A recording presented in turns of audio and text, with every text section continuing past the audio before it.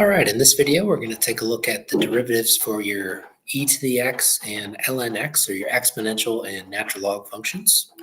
So first, let's take a look at the graph of e to the x, just that nice exponential function increasing each time by a factor of about 2.718 and some change. So let's look at some tangent lines and just sort of compare and contrast the slopes of those tangent lines with the y values of my graph. So if I look at, say, x equals 0, the slope of that tangent line appears to be about a 1.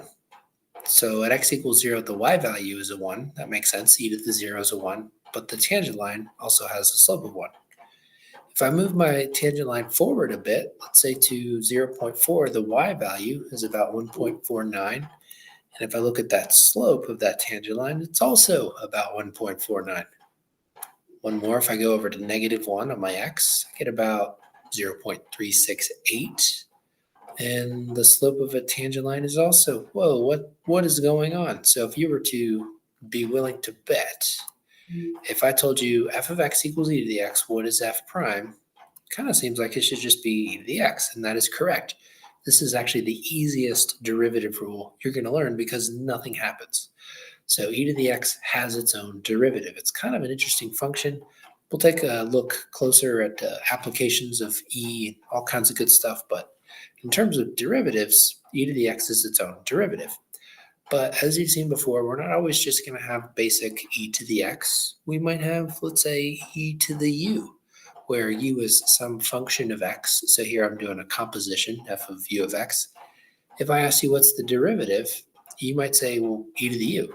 But then remember that chain rule says I've got to do times u prime. So I usually write this as u prime e to the u. Just kind of makes more sense to me. If you want to put the derivative as a coefficient afterwards, that's fine. Just make sure you end up multiplying them. So that is our derivative rule for e to the u. Now let's take a look at natural log. So y equals ln of x. This is your natural log function. If you write this using exponents instead of logs, remember natural log, that's log base e. You could write this as e to the y equals x. Okay, so all I've done is some algebra. I've rewritten that function as an exponential instead of logarithmic. What would happen if I maybe took the derivative on both sides? We just learned that the derivative for e to anything is that power's derivative times e to that same power. Now on the right-hand side of this equation, the derivative of x with respect to x is a 1. And so if I'm looking for y prime, notice e to the y equals x. I could just replace that with an x. Looks like y prime is 1 over x. Interesting. So a shorter way to say all of this is if y is ln of x, y prime is going to be 1 over x. Just like we saw with the exponential, it's not always just going to be plain old x. You might have a function that depends on x.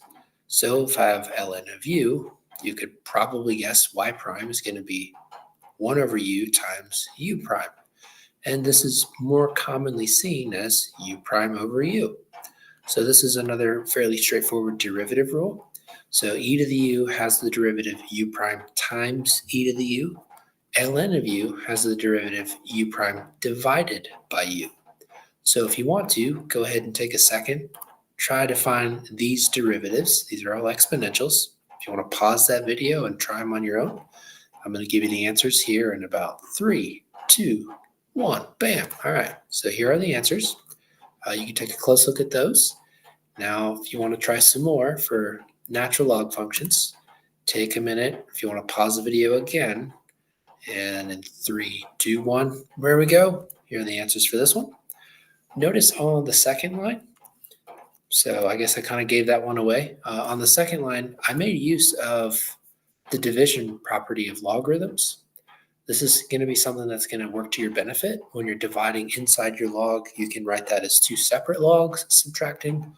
Also keep in mind, if you're multiplying, you can write them as 2 logs, adding. Why would I want to do that? Well, then I can avoid a product or a quotient rule. That'll actually do it for this video and should give you plenty of information to tackle those questions on Schoology.